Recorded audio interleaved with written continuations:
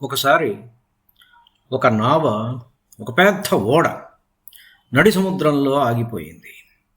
దాంట్లో ఉన్న ఇంజనీర్స్ అంతా కూడా ప్రయత్నం చేశారు. ఇది ఎందువలన ఆగిపోయిందో వాళ్లకు అర్థం కాలే. దాంట్లో లోపం ఎక్కడుందో వాళ్ళు ఎంత బుర్ర బద్దలు కొట్టుకున్నా వాళ్లకు తెలియటం లేదు. ఆగిపోయింది నడి సముద్రంలో. అక్కడికి ఓడరేవు ఒక 15-20 కిలోమీటర్ల దూరంలో ఉన్నది. అయితే వాళ్ళలో ఆ ఓడలో ఉన్నటువంటి ఒక వ్యక్తి చెప్పాడు, ఇక్కడికి 20 కిలోమీటర్ల దూరంలో ఉన్నటువంటి ఆ ఓడరేవులో నాకు తెలిసిన ఒక వ్యక్తి ఉన్నాడు. అతను చాలా సీనియర్ టెక్నీషియన్. కాకపోతే ఆయన వయస్సు 80 ఏళ్ళు ఉంటుంది. ఆయనని మనం పట్టుకొని వస్తే మనకున్న సమస్య ఏమిటో తెలిసి సరిచేయగలడు. మనకు రోజుకు దాదాపు $1,00,000 చొప్పున నష్టం వస్తున్నది ఓడ ఆగితే.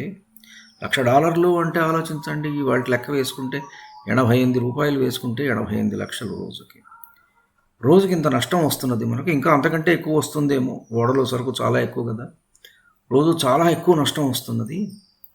కాబట్టి మనం అతన్ని తీసుకురావటమే సరి అయిన పని. ఎన్నాళ్ళనే ఆగుతాం, ఇప్పటికే మనకు 3 రోజులైంది ఆగిపోయి అని అంటే, సరే అని అందరూ కూడా బలుక్కొని ఒక హెలికాప్టర్ని రప్పించి దాంట్లో అక్కడ ఉన్నటువంటి ఆ టెక్నీషియన్ని తీసుకొచ్చారు.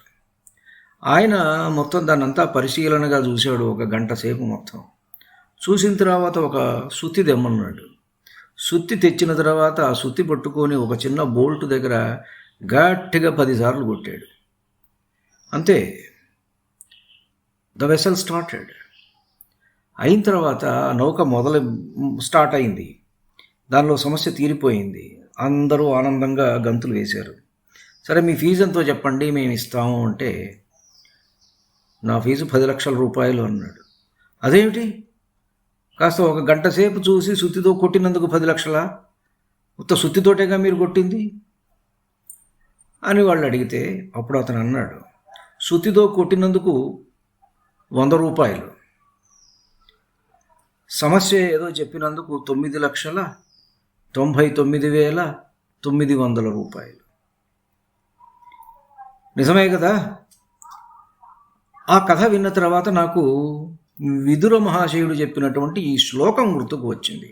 విదుర నీతిలోది, బుద్ధిశ్రేష్ఠాని కర్మాణి బాహుమధ్యాని భారత తాని జంఘా జఘన్యాని భార ప్రత్యవరణాని చ.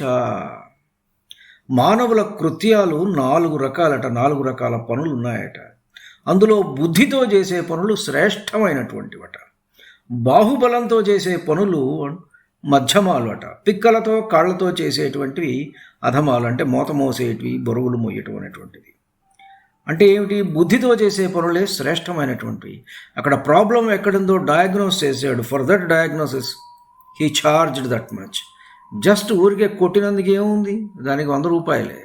బట్ మిగిలిన దానికి మాత్రం 9,99,900 రూపాయలు అన్నమాట.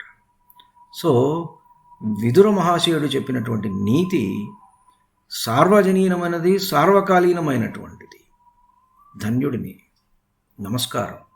మీ ఊటుకూరు జానకి రామారావు.